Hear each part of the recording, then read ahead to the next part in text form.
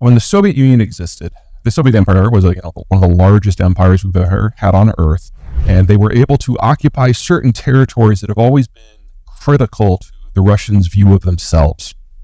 If you look at a map of population or of farmland in Russia, they're going to perfectly overlap. You're talking about an area that starts at the Ukrainian border and stretches east into Siberia, and it's surrounded by a lot of open, flat territory. So the Russians have tended to get invaded over 50 times in their history through those open, flat territories. So the Russian goal going back to Catherine the Great has always been the same.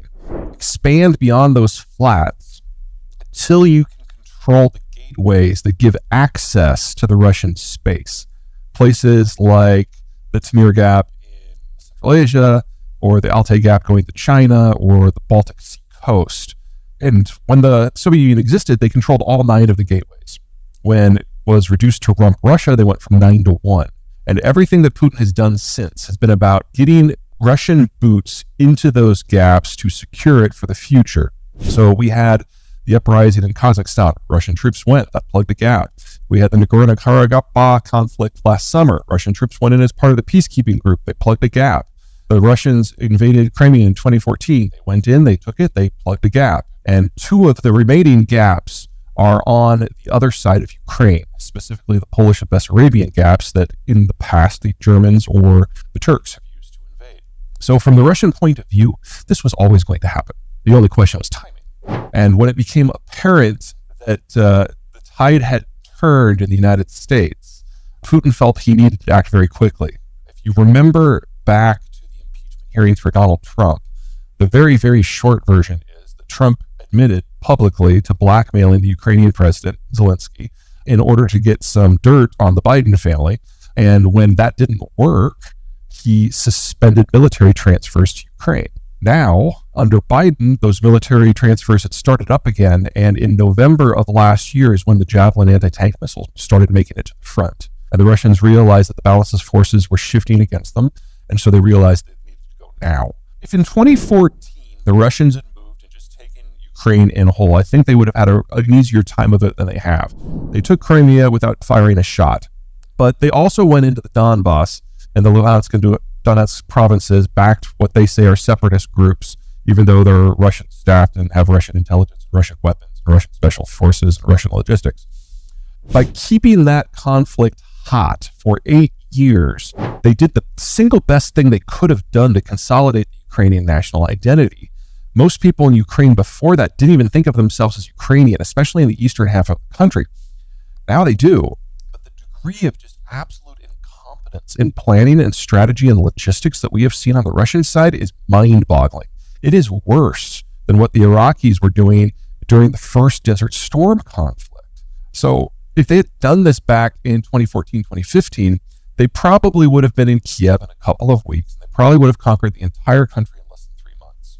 Now we're probably looking at double the amount of time, and then they'll be facing a raging firestorm of a guerrilla war in order to occupy a country of 45 million people. This is shaping how the United States views the conflict. So when this first happened, we just assumed that they would steamroller the Ukrainian forces. They're outnumbered, they're outgunned, their logistical capacity is awful. They have very few pieces of heavy equipment that you can stand up to a major Russian assault. But that convoy really changed minds in Washington, both in DOD and the White House. Because we saw this 40-mile convoy that should have been able to just devastate Kiev. And it stalled out in a day because it ran out of fuel. And then its troops abandoned it 2 days later because they ran out of food. That's Keystone Cop's invasion. And so we now know that if an American force comes up against a Russian force, the Russian force is going to be obliterated. And while that might make us feel good in terms of a conventional war, for the Russians, this is an issue of absolute national security for them. And if American forces of any type become involved in that kind of conflict, the Russians will have 2 choices: a humiliating strategic withdrawal that they may never recover from, or escalate to nukes. So the plan in NATO, the plan in Washington now, is to feed as many weapon systems as we can into the Ukrainian space. Anything that does not require a fixed point support. So no planes, no fixed air defense assets, but lots of missiles, lots of vehicles. and keep the Russians locked down on Ukraine as long as possible. Because if they can't finish Ukraine to their satisfaction, there's no point in them then rolling further west to get to their real goals. So this has become the Russian killing field. That's the plan now, to make sure that this is the last war that Russia can ever fight anywhere. Bottom line is that Russia is one of the most insecure nations in human history. And in the roughly 800-year history of the Russian people, it's just been the story of invasion one after the other. Russia proper, forget kind of the near broad area. Russia proper has absolutely no barriers separating it from its neighbors. There are 11 major invasion routes. All of them have been used multiple times in their history. And the primary reason that the Russians are always so damn paranoid is because they're actually aware of their own history. It's not an unwise position. Now, we can all argue over whether or not the world has changed or whether or not a different policy at a different time would have generated a different result. Those are all legitimate conversations to have. But the bottom line is that Russia is one of the most insecure nations in human history. And in the roughly 800-year history of the Russian people, it's just been the story of invasion one after the other. In addition, the climate patterns, not just the fact that it's a cool place, but the erratic nature of the jet stream as it goes over Russia means that they get floods and they get droughts. And there is no such thing as an average agricultural year. And that grinds on you. And simply ruling something like this, where the year in, year out challenges are so big from a security point of view, and a financial point of view, and a transport point of view, and an agricultural point of view, it's no shock that this is not a land that is particularly fertile for democracy. So what do? You expand until you can build up a series of subject nations that are cannon fodder to fend off invasions, until you eventually reach barriers like the Alma-Ata Mountains or the Carpathians that you can kind of hunker behind.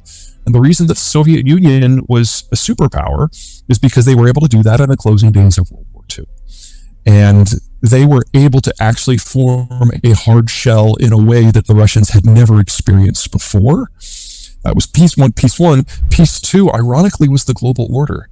Because when the Americans broke up all the empires, that included all the empires that had traditionally gone to war with Russia, whether it was Japan or Britain or Germany or whatever else.